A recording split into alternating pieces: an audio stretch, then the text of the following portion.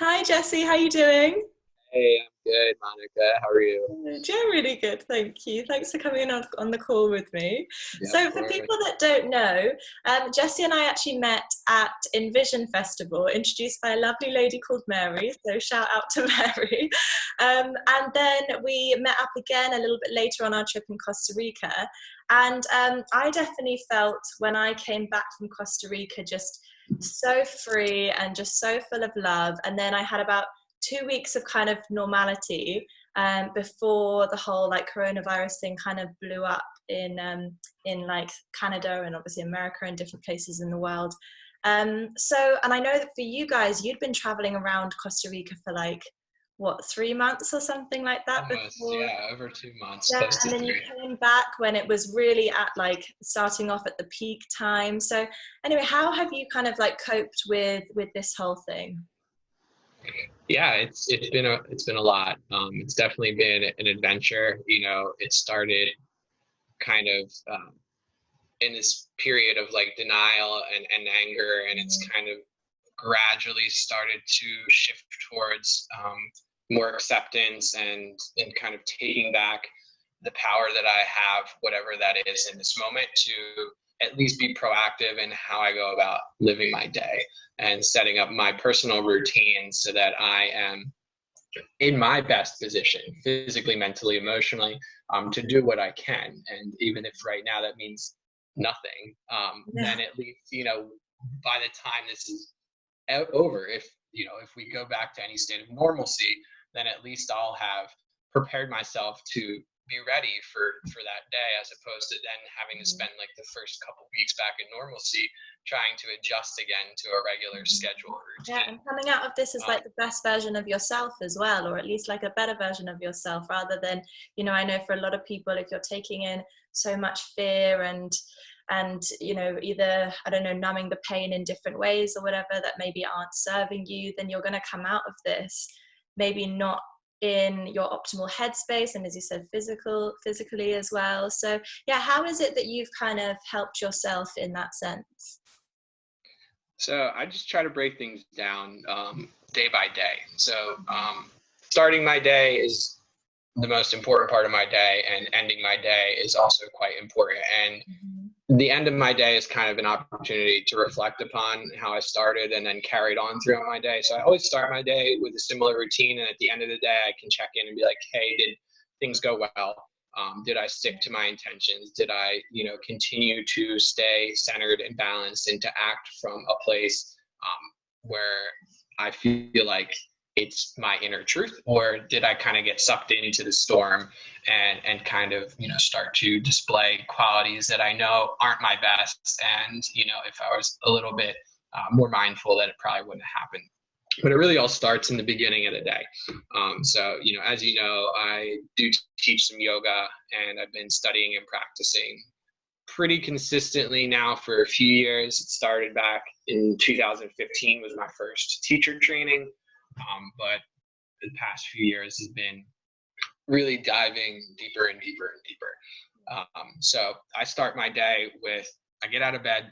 I don't turn on my phone. I mean, it's on airplane mode, so I know what time it is because I use it for a timer or for an alarm clock. Mhm. So I get out of bed, I do my oil pulling. So oil pulling is you take an oil like coconut oil or sesame oil, take about a tablespoon, swish it around in your mouth without swallowing any for about 15 to 20 minutes. Helps to pull toxins from the body, helps to depending on what oil you're using, it can help pacify certain imbalances, elemental imbalances, like if you have too much air, too much fire, too much water.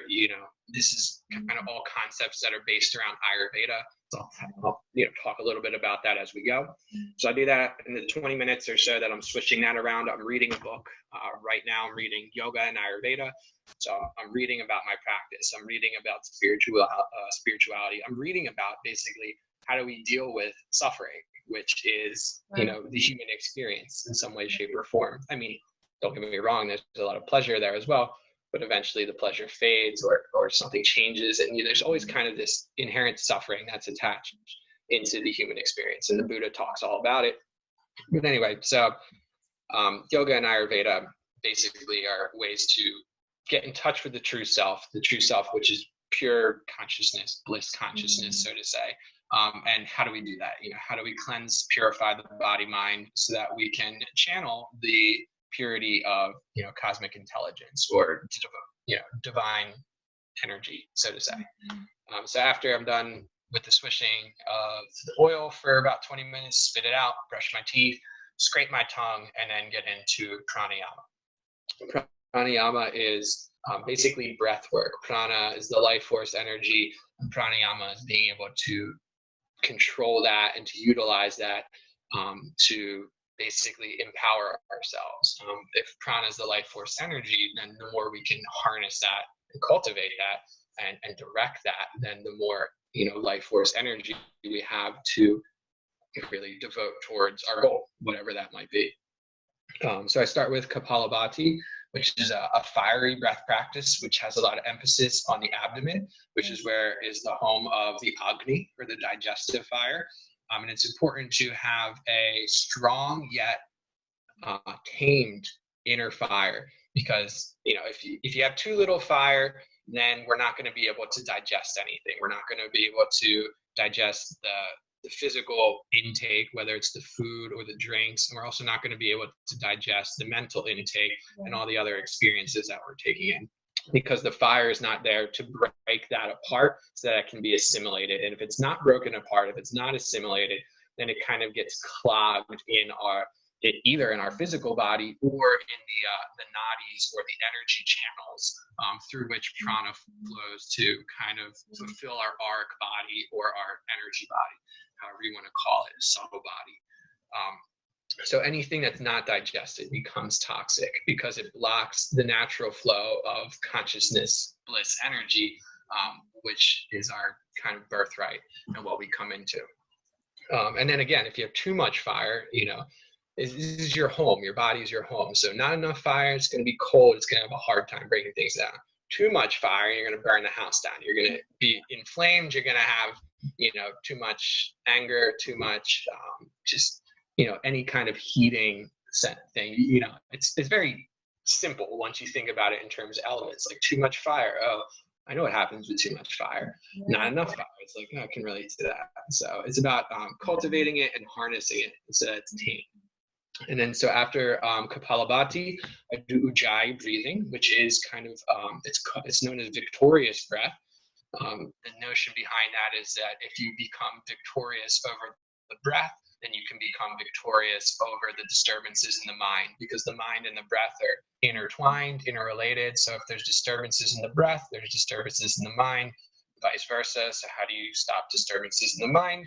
Take care of the disturbances in your breath. So I work with Ujjayi breath, which also helps to stimulate the vagus nerve, which is the 10th cranial nerve. It's actually a pair of nerves, but they connect to essentially all your vital organs. And if you are in vagal nerve stimulation, then your parasympathetic nervous system can be active. And it's the parasympathetic nervous system that allows all the energy in the blood flow to return to the vital organs, to put us in a state of rest and relaxation, so that we can de-stress, so that this, we live in a world already where the number one killer is stress. Cortisol is the stress hormone. And when our body is constantly being flooded with cortisol and doesn't have a chance to kind of return to homeostasis, then that cortisol becomes extremely toxic and starts to affect the tissues and the organs. And, little by little, things start happening, and we start eventually experiencing the symptomatic byproduct of all that stuff happening. So I do Ujjayi breathing, which is very calming, a little bit still warming, but it's not as heating as Kapalabhati. So after a few rounds of Ujjayi breathing, I do alternate nostril breathing, or Nadi Shodhana. And so that's when we're inhaling through the left nostril, exhaling through the right, and then switching back and forth. And what that is basically doing is working to establish balance. So I was talking about how we have energy channels in the bodies. Those are known as nadis.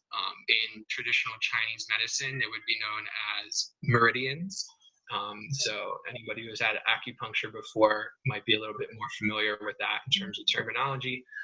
But anyway, with 3 primary nadis that are mentioned in most of the texts, and they connect to each of the nostrils, and they run kind of crisscross intersecting throughout the spine or the central channel and through all the chakra points, like at the, Agnya chakra, the Vishuddha and the Anahata, and then keep going down, all the way to the base of the spine where you have the Muladhara, the root chakra. So the right nostril would be the Pingala Nadi, which is the solar channel in the body. So that's the masculine energy. It's the heating force. It's the active, expressive force. And then you have the left nostril. This is probably opposite for you. If I'm not doing a good job mirroring right now, that would be the lunar channel or the Ida Nadi. And that would be the feminine force, the cooling, the more yin, kind of intuitive, kind of more receptive energy. So balancing these two out, and when they are balanced, that's when energy is able to move up the central channel, the Sushumna Nadi.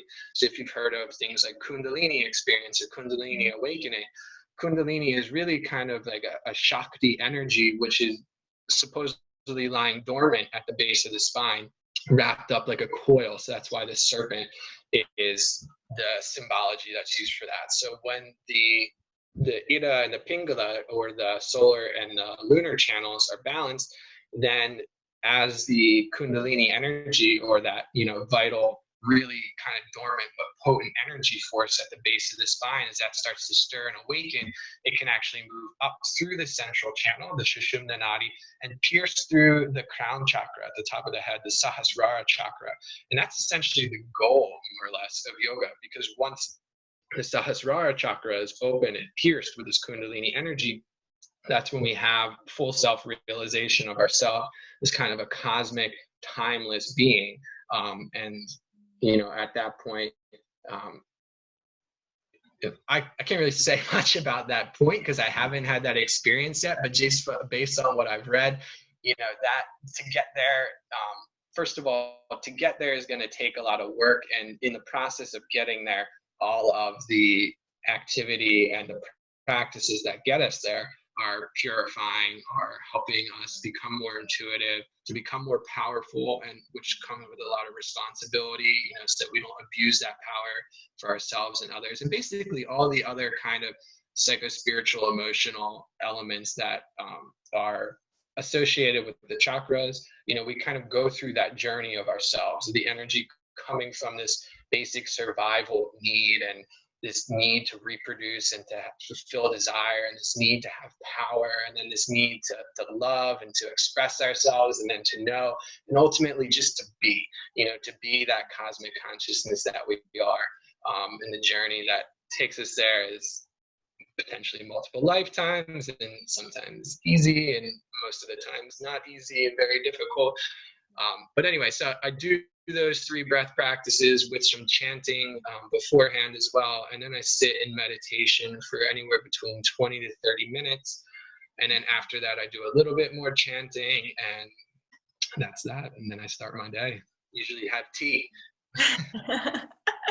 Well, I think like those, I know you said that, when you first came back from Costa Rica, you were having a bit of a hard time and stuff. I definitely recognize, like, as someone that knows you, that your influence in my life is always just very, very positive, and you spread so much like love and light everywhere you go. So obviously those techniques are definitely working, even though, like, obviously, you're human, like we all have our ups and downs with these things, but I definitely recognize that we have a little WhatsApp group for those that don't know, and it's we call it our soul family of people, and sometimes I'll pipe in there with things that I'm feeling fearful of or whatever, and you and others in the group are always so helpful in terms of just like raising my vibrations and making sure that they stay high, and just with providing so much like love and light and stuff like that. So I'm so grateful to you for that. And yeah, obviously these techniques are, for me, I think they're definitely working on you. So if we can all just like incorporate that a little bit into our lives, I think that will be so, so helpful for everyone. And,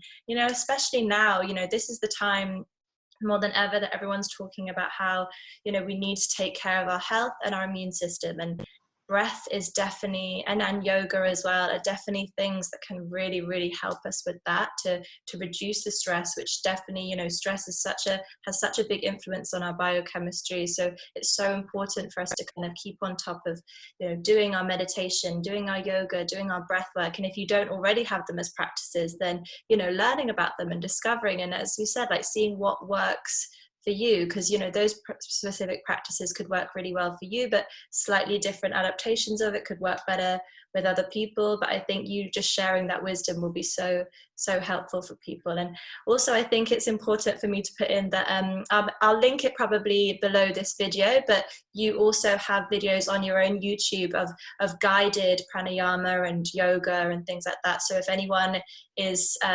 confused about how exactly to do it, I would head over to Jessie's YouTube to kind of get a guided meditation with that and guided pranayama with that. So thank you as well for making those videos, because that's been amazing as well, you know, that you're using this time to be of service to others in a way, and you know, putting these videos out to help people during this time, which I think is really, really beautiful. So thank you for that. You've definitely helped me a lot with those and with sharing your wisdom and everything like that. So yeah, thank you so much. I mean, I think this has been like so helpful for anyone that's watching this. So thank you for sharing that and taking the time out to speak to me. And yeah, keep shining your light everywhere you go. You really do shine so much light. So thank you for that. Thank you. I think I just want to quick cap that all off with the notion and the knowingness that, you know, if you're somebody who's new to these types of practices, or you're new to this type of journey, to not get discouraged. There are always obstacles on the path. We reach plateaus. Things aren't always, you know, blissful and energetic and beautiful and brilliant like we kind of hope they're going to be. You know, there's a lot of misconception about the spiritual path and the spiritual journey, that it's just all love and light. But you know, in order to get to those places, a lot of times we have to go through a lot of mud and a lot of darkness, like the lotus coming through the mud and eventually growing, you know, shining in the sun. Yes. But yeah, I really appreciate you know, you having me on and having this time to talk. And I hope that, you know, we can continue to share our experiences with each other, because it's been as helpful as any of my practices, is just, you know, having open-hearted and open-minded people to connect with, and to, you know, share in the struggle and to share in the success and the joy. You know, we're kind of all in this together, no matter where we are or what our individual experience is providing us right now. And I think ultimately, looking back 10, 20 years from now, we'll be able to see a lot more clearly, you know, what happened and maybe why it had to happen. But right now, it's just like, okay, let's take it easy. Let's move a little bit slower. Let's take some deep breaths and just really take care of ourselves, so that as we kind of shift into this new paradigm that's being created as we speak, that we're bringing the best of ourselves into this paradigm, and we're leaving the parts of us and the systems behind that really just weren't serving our holistic well-being. Yes. Yeah, summarized all so perfectly. Yeah, that's amazing. So true.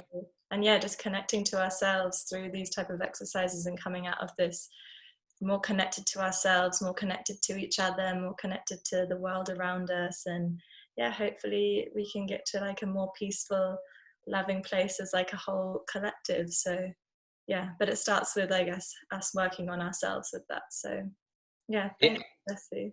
Yeah, thank you. It's a wonderful